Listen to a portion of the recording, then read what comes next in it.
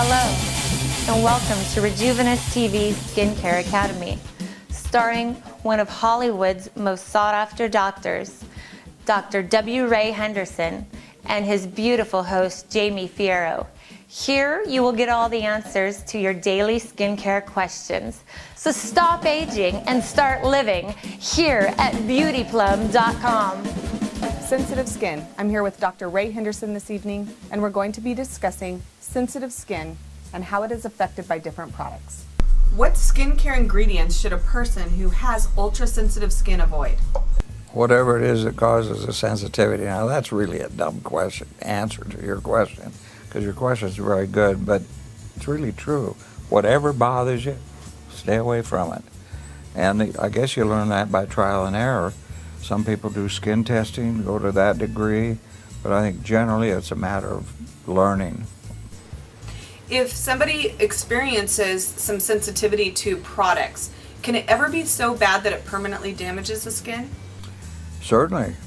I think that there are times when you get third-degree burns, which is through the dermis, and it heals by scarring. And once a scar, always a scar. So that's definitely true. And I think if products like that, I would expect to have warnings on them.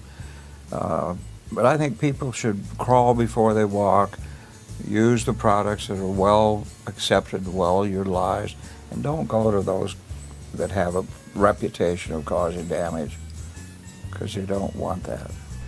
And if you're using products that you're seeing sensitivity with, can it be a combination of, let's say, the weather as well as the products that you're using? I think very definitely it'd be a combination of a lot of things. What's going on in your life? What kind of stress do you have? What's going on at your job? What's going on with your family? All these things that make up life, and they'll definitely affect the skin.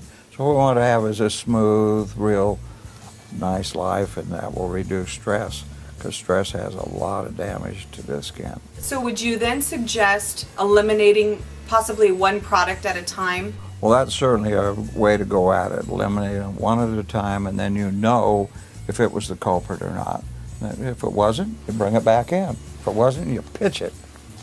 Is it okay to exfoliate sensitive or ultra-sensitive skin? Very gently. And can you talk to me a little bit about what rosacea is? Rosacea is a congenital abnormality of a plethora of superficial capillaries in the skin, most commonly across the nose and the face.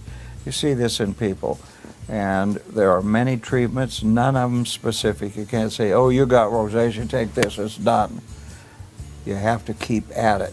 And there's topical things you can use. There's also a laser that I happen to use that I've had very wonderful success with.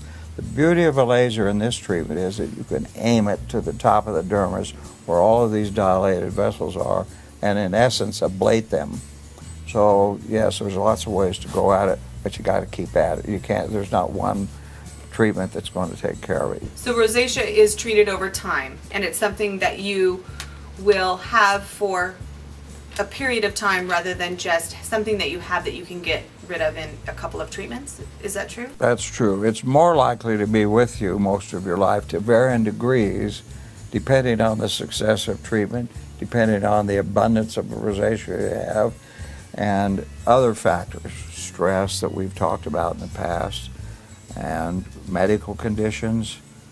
We should all strive to be in the best health we can be, but we're lazy, so we don't do that. Is there anything that a person does that causes them to get rosacea, whether it's a product or being in the sun too long? Well, I think sun damage probably is a culprit, but there's no common denominator. It's not a contagious disease. It's not an infectious disease. It's more congenital. And some people have it and some don't. You see it in the lighter skinned people more than you do in darker skinned people. And we will return shortly after these messages.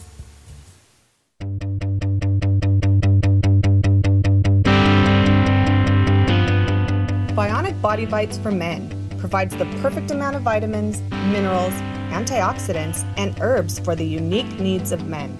Bionic Body Bites for Men are sold exclusively at beautyplum.com. What kind of botanical creams and or serums do you suggest for an individual who has ultra-sensitive skin? Well, the botanical dermatologic treatment is really a very young field. It's so exciting you cannot believe it. We are excited about some of the products we have. One of it is from the Edelweiss plant, and it's tremendous in terms of stem cell stimulation, collagen rejuvenation. We think this will be proven in the future, but skin improvement generally is going to be fabulous. The lily is a plant that also is tremendous at skin rejuvenation.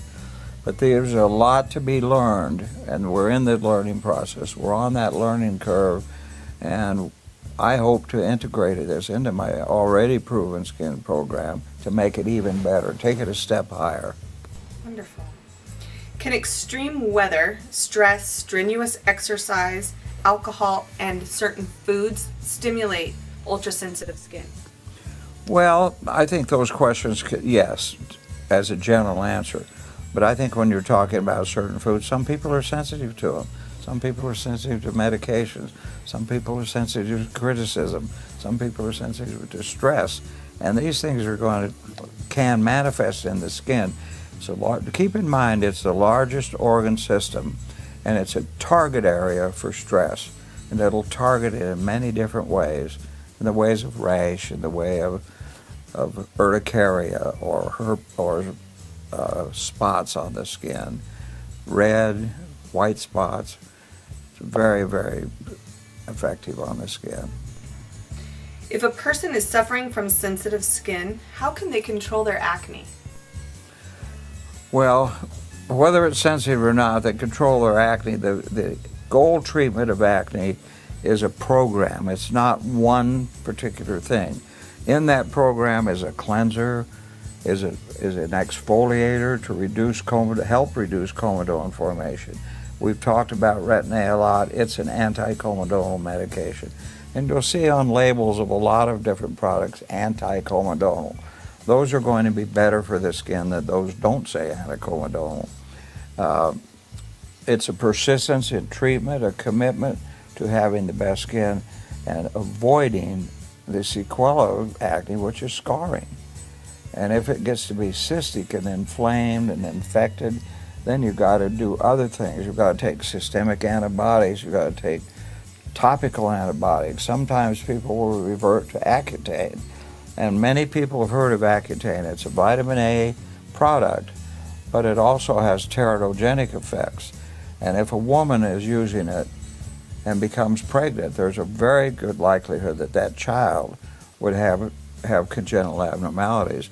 So they have a organization called iPledge, and before you're even allowed to get acne, you have to commit yourself to iPledge, which is main celibacy and take care of your skin. In other words, you take care of both things. Okay. If you have super sensitive skin, are you a candidate for Retin-A that we know can keep you looking young? To answer your question, everyone is a candidate. How that supersensitive skin person reacts to the Retin-A, we do have various degrees of complexity of the Retin-A, from 0.025, 0.05, 0.1, and on up. So that person, we would start with absolutely the most dilute Retin-A of all. We may have them use it only every 3 days or every 4 days, and ultimately work up to where they're using it every night for a year. Then after that period of time, they're going to experience the ultimate effect, and then they cut back a little bit to 4 or 5 days a week. And my final question is, if you have sensitive skin at one point of your life, will you always be a person with sensitive skin? Always. That's like a true-false question. Not always, but most likely more sensitive skin than, say, someone who grew up in the West Coast and spent their time in the sun beating themselves up and having tough skin. Manicure skin is a lot tougher than women's, thicker, more sebaceous glands and more protective. Melanin has a lot to do with protection of skin. Very light-skinned people who always sunburn and never tan are more likely to have problems than the person who suntans beautifully and rarely sunburns. So it's a difference in skin type as well.